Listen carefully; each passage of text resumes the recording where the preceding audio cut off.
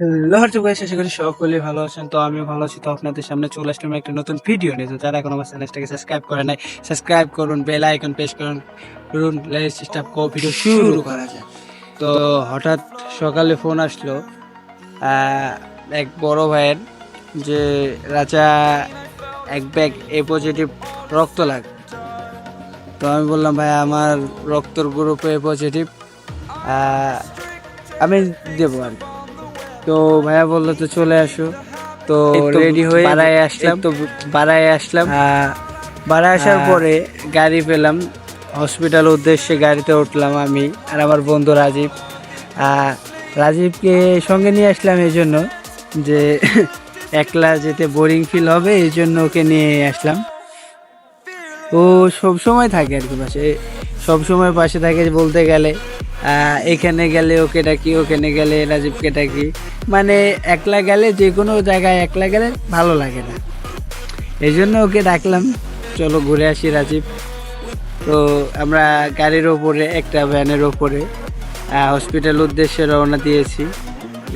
গাড়ির ওপরে আছি, দুজনা দুজনা গল্প করতেছি এই বলে। আর রক্তর ইয়ে ব্যাপারটা বলে রাজদীপও আমাকে বলল যে আমার আমার রক্তের সঙ্গে যদি কারো রক্ত মেলে তাহলে আমিও ডোনেট করব।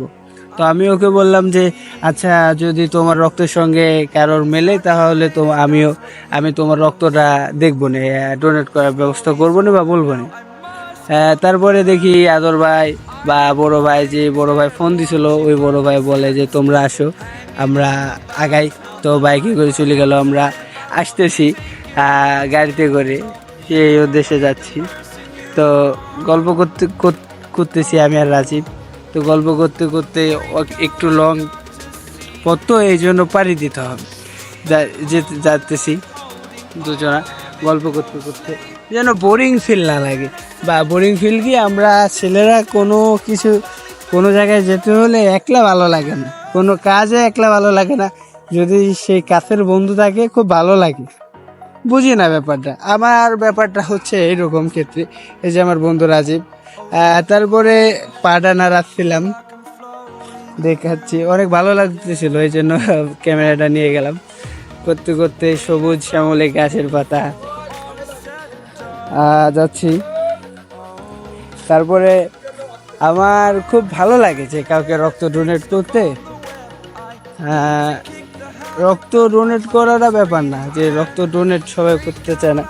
আর এই যে রক্ত নিল, তারপরে টেস্ট করতেছে রক্তটা, এই যে আমার বন্ধু বসে, এই যে যিনি রক্ত টেস্ট করতেছে তিনিও, তার সঙ্গে কথা বললাম। সেও একজন ভালো মানুষ, কথা বলে ভালো লাগলো তার সঙ্গে। এই তো টেস্ট হইতেছে, আমার বন্ধু রাজীব বসে আছে দেখতেছে। তারপরে উনি এটা নাড়ানাড়ি করে আর কি, যেভাবে ডাক্তাররা করে, বা তিনিও ডাক্তার, তিনি দেখতেছে আর কি রক্তটা ব্যাপারটা, রক্ত টেস্ট করতেছে, নাড়ানাড়ি করতেছে, আমি দেখতেছি। আর ওনাকে জিজ্ঞেস করতেছি কিরকম কি কোনো সমস্যা আছে কি আর কি নাই। এটা বলার পরে তিনি বলেন, না তোমার রক্তে কোনো সমস্যা নাই, রক্ত ভালো আছে, তোমার রক্ত ঠিক আছে। তারপরে তিনি আমার বন্ধুর সঙ্গে কি যেন একটা বলে, তারপরে আপুটা আমার সঙ্গে একটু কথা বলে, আপুটা কি যেন খোঁজে, আমার জন্য হয়তো খুঁজছিল, যেহেতু আমাকে দিবে এই জন্য আপুটা খুঁজছিল। ভাইয়াকে কে জন্য ফোন দিছে, এই জন্য ফোনটা রিসিভ করলেন। আমার বন্ধুরা তো এদিকে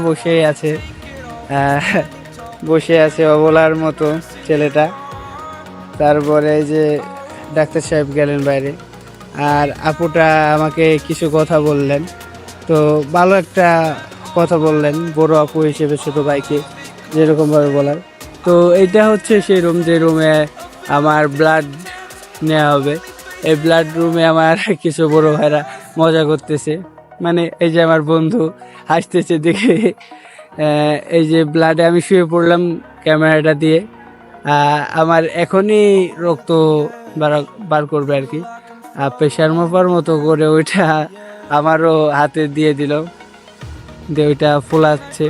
মানে যেই রগের ভিতরে সুচ ঢোকাবে, হ্যাঁ, ওই রগটা বের করার জন্য এত কি আর কি। তো তাদের কাজ চলতেছে, সবাই দেখতেছে, আমি ডোনেট করতেছি, আমি শুয়ে আছি। এই যে সুচ যেটা ঢোকাবে, আমি তো চোখ বুজে আছি। ওনাদের মতো আদর ভাই হাতটা ঘষাঘষি করার পরে সুচটা ঢোকানোর চেষ্টা করতেছে, দেখা যাচ্ছে ক্যামেরার সামনে চলে আসতে তাদের মতো সুচ ঢোকাচ্ছে, হয়তো বা দেখতে দেয় না সুচটা ঢোকানো, কিন্তু সুচ অলরেডি ঢোকাই গেছে। আমাকে হাত মোটাম করতে বলে, আমি হাত মোটাম করার পরেও শক্ত করে দাঁড়াচ্ছি, তারপরে যেন আমার রগটা না পায়। এই জন্য ওদের একটু খাটাখাটনি করা লাগছে আদর ভাইদের, যে রগটা বের করার জন্য। তো ফাইনালি রগটা পেয়ে গেছে। রগটা পাওয়ার পরে সুচটা ঢোকাই দিছে, আর রক্ত নামতেছে ফাইনালি।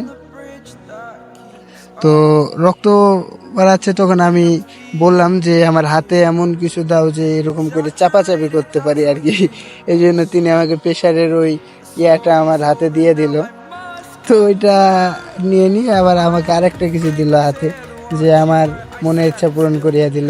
তো আমি আমার মতো করে চাপতেছি, যাচ্ছে, রক্ত নামতেছে, খুব ভালো লাগতেছিল। আমি রক্ত ডোনেট করতেছি, যে বড় ভাই বা সবাই দেখে হতভাগ্য বা ভয় পাইতেছে যে আমি রক্ত দিব, আমি ছোট মানুষ বা আমার শরীরের অবস্থা ভালো না, চোখের নিচে চোখ অনেক ভিতরে ঢোকা, শরীর দুর্বল, তারপরে আমি রক্ত দিব। আমি তাদেরকে বললাম যে ব্যাপার না, আমার মনের মধ্যে এতটুকু আত্মবিশ্বাস আছে যে আমি পারবো রক্ত দিতে, কোনো সমস্যা হবে না, আপনারা নির্ভয়ে রক্ত নিতে পারেন। তো রক্ত ওইদিকে নেওয়া চলতেছে, সবাই বসে আছে, বসে আড্ডা দিতেছে। এই যে সে আপুটা, রক্ত নেওয়া অলরেডি হয়ে গেছে, আমিও বসে আছি, তারা তাদের মতো গল্প করতেছে। এই যে আমার বন্ধু মোবাইল টিপতেছে বোরিংটু। তারপরে হসপিটালের মধ্যে ঢুকলাম রোগীকে দেখার জন্য। এই যে আমি হসপিটালের ভিতরে ঢুকতেছি, যে রোগীকে দেখবো আর কি, দেখে আসি। তো যাচ্ছি,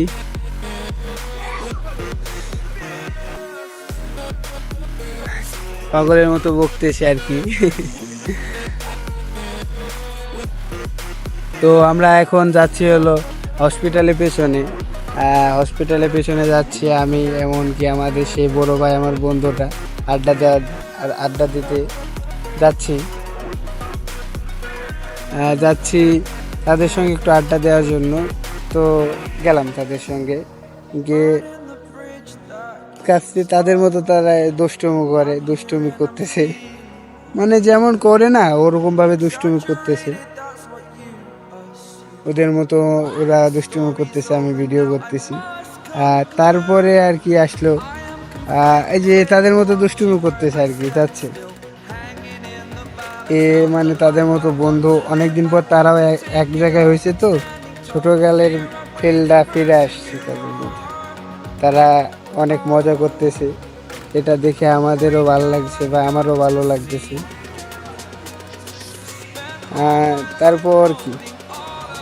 তারপর চলে আসলাম বাসার দিকে রওনা দিলাম। রোগী বাসার দিকে চলে আসার পরে, বাসার দিকে রওনা দেওয়ার পর গাড়িতে উঠলাম। গাড়িতে ওঠার পরে বাসায় নিজ গন্তব্যে পৌঁছানোর জন্য যাচ্ছি বাসায়, আমি আর আমার বন্ধু।